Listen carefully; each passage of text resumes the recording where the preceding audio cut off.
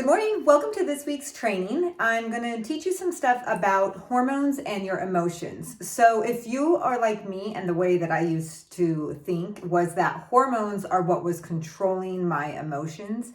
And after years of experience, especially as a holistic health practitioner, I have found that that is completely false, that it's actually our thoughts and emotions that are influencing our hormones.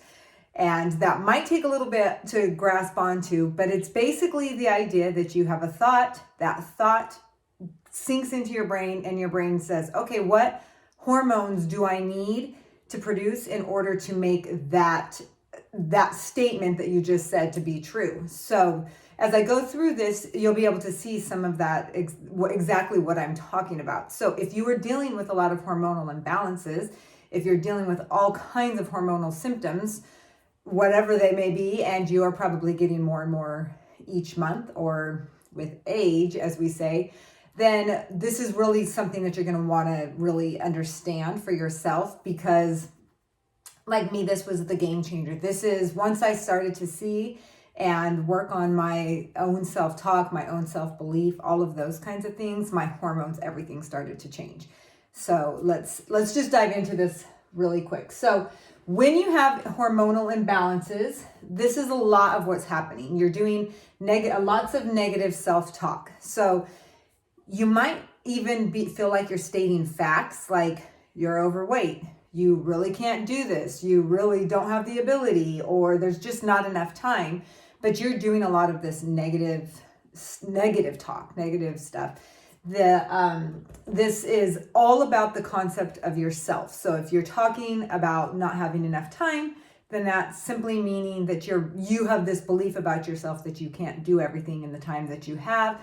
That's negative self-talk, raises your cortisol levels all of a sudden, and your brain goes, oh crap, I have all of this stuff to do, I don't have enough time, there's not enough of me. And then all of a sudden cortisol levels raise, estrogen and progesterone get all out of whack.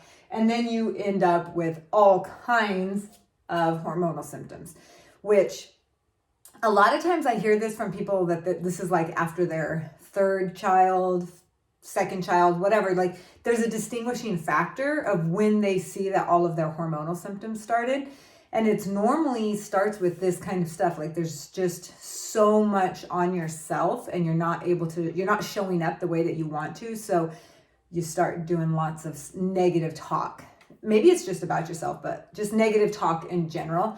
And that will always, always, always mess with your hormones. And so then you end up with all kinds of hormonal symptoms. So look at your life, do a quick assessment, and just ask yourself if this could be the case, like something shifted all of a sudden at one point, and then you all of a sudden now it started having more and more symptoms, and then it seems more and more like both of these worse hormones, worse emotions.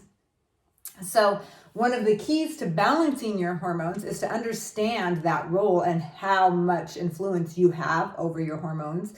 And this is one of the most critical factors that I do with clients, is especially if they're seeing that, like they'll try programs and they'll work for a little while, but then they don't stay, that the symptoms come right back. This is because they'll have some positive self-talk for a little while, but then they'll go right back to where they were, and they never actually implement and make actual changes. And so this is where it's so important to have all of the understanding of how the body heals, all of the tools that you could actually use to change all of this and create so much better talk to yourself, or even stopping just any talk. It's better just to not have any of that negative talk, and then have a ton of negative self-talk. And this is all just remembering we're human. And so that's why it's best to understand the body so that you can do this all naturally. And that's where understanding all of that makes such a big difference. So by increasing your positive self-talk, by increasing just even like your belief in a tiny bit in yourself and your ability, changing all of that, processing your fears, processing your shame and your guilt, allowing them to be in your body, which is all tools that I teach my clients.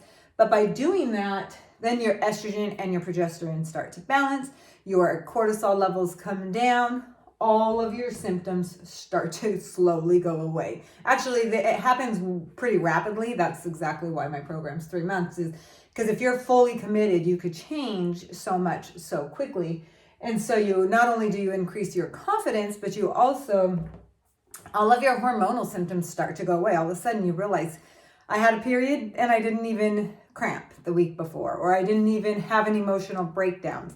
All of that stuff starts to disappear once you get your own back, and once you have this understanding and you start processing a lot of those changes and creating those changes for yourself. So some great questions to ask yourself is just at night, like, what was my overall view of the day? How did I talk about myself? Was it good? Was it bad? Where do I see could be the easiest improvement? We don't have to make big, huge, giant ones, but where could be the easiest, smallest increment of improvement?